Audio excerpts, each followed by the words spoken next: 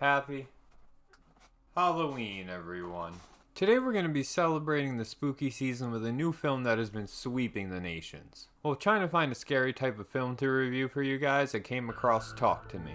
Lady Maj watched the trailer with me and we thought, After waking up at 2 a.m. for some reason, I noticed that Joe Rogan had the creators of this movie on his podcast. Which made me go, if the great and powerful Joe Rogan will sit down and talk to them about this movie, maybe it's worth the watch. Which brings us to now. I rented the movie on Amazon, watched it, and now it's time to review.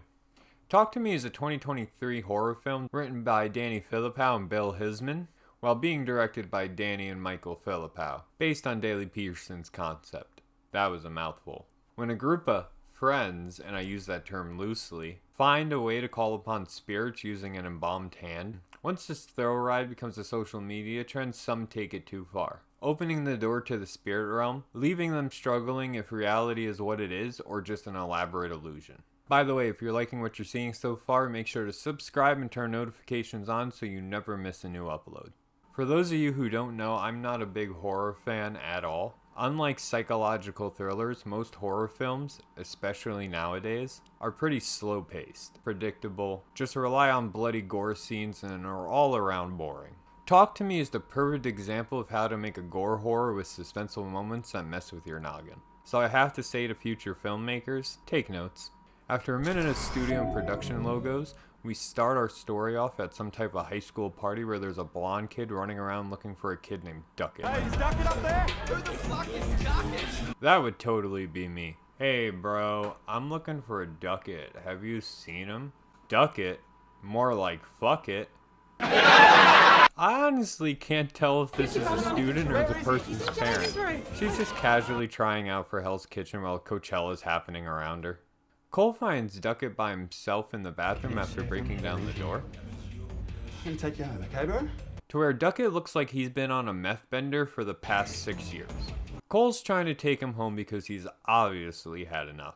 Once everybody starts recording him, Cole starts snapping the fuck out, which is a suitable reaction for what is happening. Too bad Duckett didn't think so. At this point, we're only 3 minutes into the movie, and I'm hooked. This was an amazing opening scene. We're introduced to Mia, our main protagonist, doing the dishes while she's talking to her dad. Well, kinda. She answers the phone and we're introduced to Riley and his friend James, roasting the fuck out of some kid on Snapchat. Is that Alex? Yeah, his Snapchats are so cringe. He looks like my mom and half of me. When Riley gets scooped by Mia. On the drive home, they stumble across a kangaroo that got smashed by a car or something, and let me tell you, I'm not sure if this is truly what they sound like when they're dying, but that is one heartbreaking sound. And if I have to hear it, so do you. Unless you truly don't want to, then there's a timestamp right here that you can skip ahead to.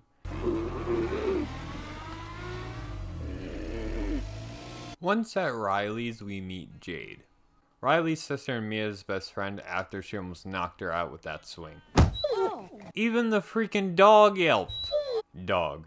Yep, they didn't even give the dog a name in the movie. But for those of you who want to know, the dog actress's name is Cookie, which it seems like she needs to lay off of.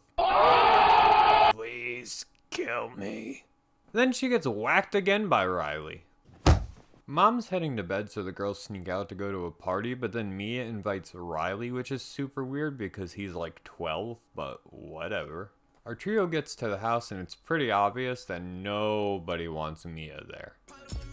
Fuck me. And I kinda understand why. No. What's up? Just chilling. You okay? Being weird. You're not being weird. Yes, she certainly is. If I was ever at a party and I just saw somebody staring into a terrarium like this, I'd be like, yeah, that person's weird. To double down on this, in the following scene, Daniel, Jade's boyfriend, shows up and Mia just intrudes right onto their greeting. Hold me, I swear to God, I am lonely. I am so lonely. Like, what the fuck? I love my two best friends to death, but if they ever said some shit like this, I would have to pull them to the side and be like, the fuck was that? Haley is a douchebag, but I do agree with his remarks here. She's so clingy, man. It's fucking depressing. Now she's flirting with your boy. Around the 20-minute mark, we are finally introduced to the Hand. To which Mia tries to show that she's cooler than Frieza, sorry, and volunteers to be strapped to a chair and play this game invented by Babidi himself. Okay, last DBZ reference, I promise. Haley and Joss then explain the rules of the game. Light the candle to open the door, blow it out to close it. Put your hand on it. Not like hold it. Now say, talk to me. And this is where the true adventure begins.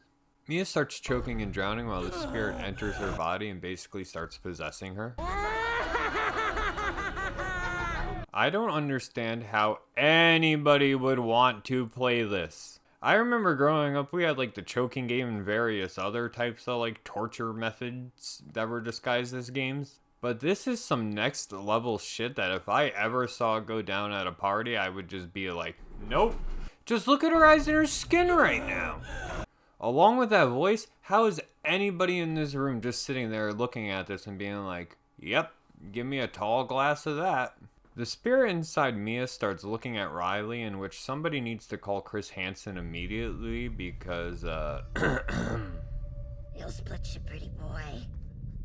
I'll split ya!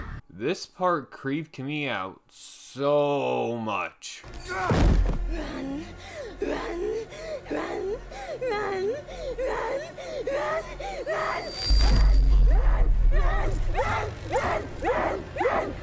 I don't know if it was because I was watching with the lights off, in front of my PC, with headphones on, but it was like piercing through my soul. What the ducket? Back at Jade's house, Riley is scared of the events he just witnessed. Don't blame him. Then he asks to sleep in Jade's room, in which she basically tells him to kick rocks. So he goes and asks Mia if he can crash with her. In which, again, somebody please get Chris Hansen on the line, because this is just not okay. The next day, Jade asks if they can come over and play it again tonight because damn Daniel really wants to try it out. And I just love this scene so much because look at Daniel hiding behind Jade and Mia. And then, like, when they say sure, he, like, smiles like a little schoolgirl. Daniel shows up to Jade's house where he's greeted by Mama Bear. And just like the check-in guard and White House plumber, she's asking all the right questions, but just kind of, like, doesn't give a fuck. Her final line killed me, though. Her delivery was perfect. You. My daughter's vagina. Prohibited. Haley and Joss come over with the hand and give Daniel his try. And I have to say, I don't know if I can show this on YouTube. I don't think I can. But holy hell is this scene messed up. So please go buy or rent the movie and support the original creators and the original writers and everything of the movie. Because it is so dark and disturbing and so wonderfully done, they deserve all the profits that they can get. Daniel's turn goes completely south, so he starts begging everybody to delete all the videos of everything that they just witnessed. And obviously they wouldn't, so he leaves in a fit of rage, leaving everyone to wonder what the fuck they just witnessed. Hell, I didn't even know what I was witnessing while this scene was taking place. Crazy montage takes place where everybody is just taking turns going and going and going and going over and over and over again until Riley says that he wants a turn. That's when Jade is like, no, he's just a child. But then Mia pushes the issue and they all decide to let him go for a shorter amount of time since he's a child. Which is wonderful logic. It's basically the equivalent of some hippie blowing pot in his kid's face to make him go to sleep. What? He's not smoking it. This goes completely south yet again because of Mia. 60 seconds, Jade. You don't have to be a bitch about all things, Riley. Due to her dead mom talking to her through Riley, Mia makes Riley go for longer than any of them are even supposed to go. Sit off. Listen, it's my mum, please. And things just get hectic. I really wish I can show you all, but basically, the spirit takes over Riley and he starts trying to off himself in just the most brutal ways possible. Again, go support the official release. I'll put links in the description below. Mia gets home and her dad is basically like, hey, are you okay? Are you doing drugs? And she's just like, no, can I go to bed while I'm still covered in blood? So like, great eye on dad. They rush off to the hospital where Jade's mom is basically just like, stay the fuck away from my family. Come on, I know you've done shit before. What was it? You did this, you gave him drugs, you smoked pot once, you're a drug addict. If you come back here, I'm gonna call the police. As she's leaving, Mia hears her mom and sees her mom, so she starts following her to where she gets to a bathroom stall. Mia busts down the door just to find the toilet. Damn Daniel finds her crying in the stairwell and offers to bring her home. She then begs for him to stay since she's sad, scared, and doesn't want to be alone. Against his better judgment, he agrees and they fall asleep put to head style. But before, there's like this weird intimate moment between them that can't be overlooked. She wakes up from a nightmare with a spirit in the corner of the room crawling towards her, Nelly Furtado style.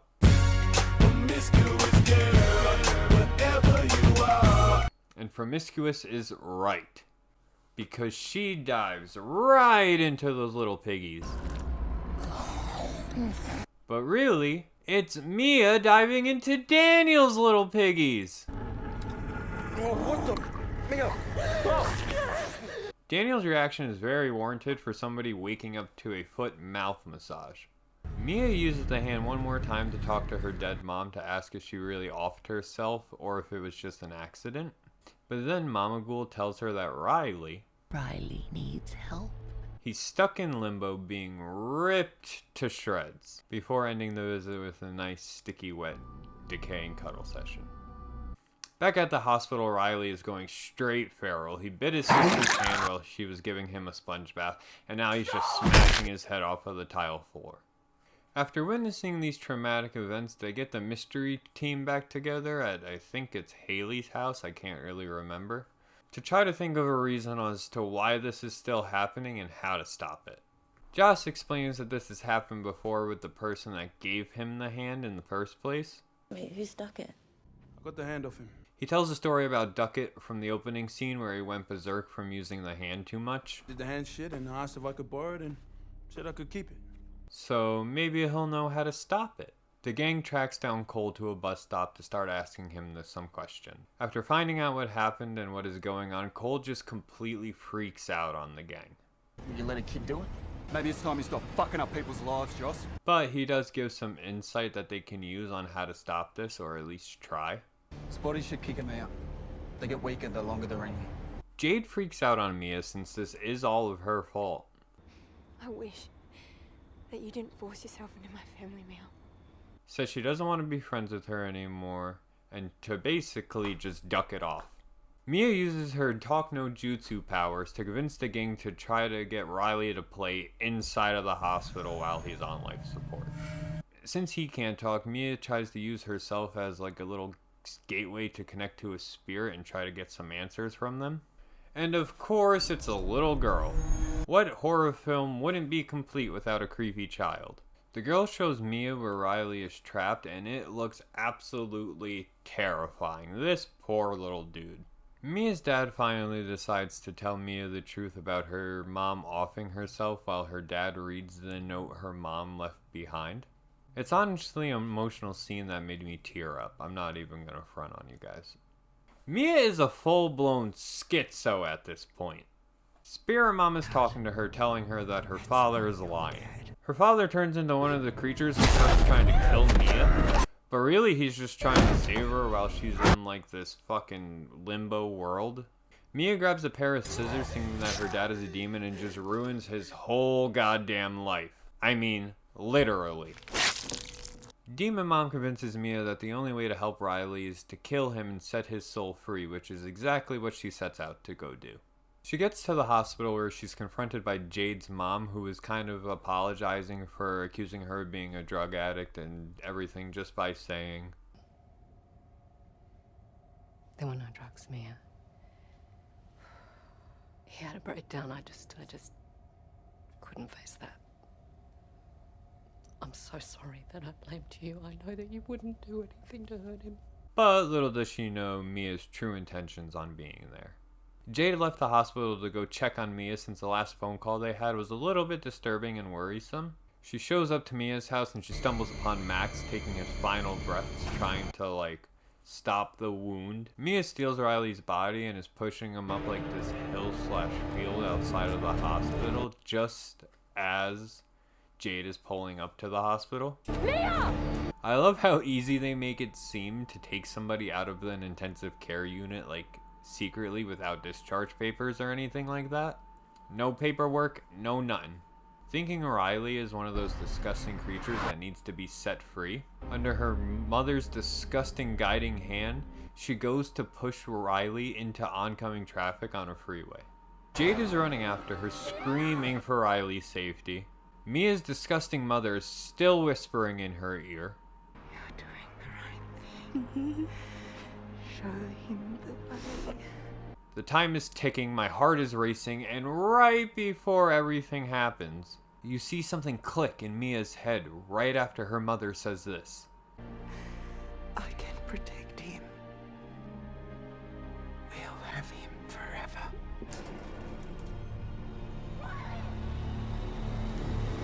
And then she decides to jump into traffic herself. This completely threw me through a loop, honestly. I had a feeling she would go out the same way as Duckett, but it still came as such a twist. The face she makes right before makes me wonder, though. Did Mia decide to jump herself because her mom said he'll be with us forever and now she wants to be with her mom and dad forever since she killed, they're dead? Or did she just hate the life that she was living now, seeing all of these crazy spirits, being a schizophrenic? Let me know your thoughts in the comments below, along with any future films or shows you'd like to see me review. Don't forget to subscribe and turn notifications on so you never miss an upload. And until next time, I love you all, happy Halloween, and be safe out there. Peace. Welcome back to another Majin at the Movies, TV edition, where we'll be taking a look at episode 2 of The White House Plum.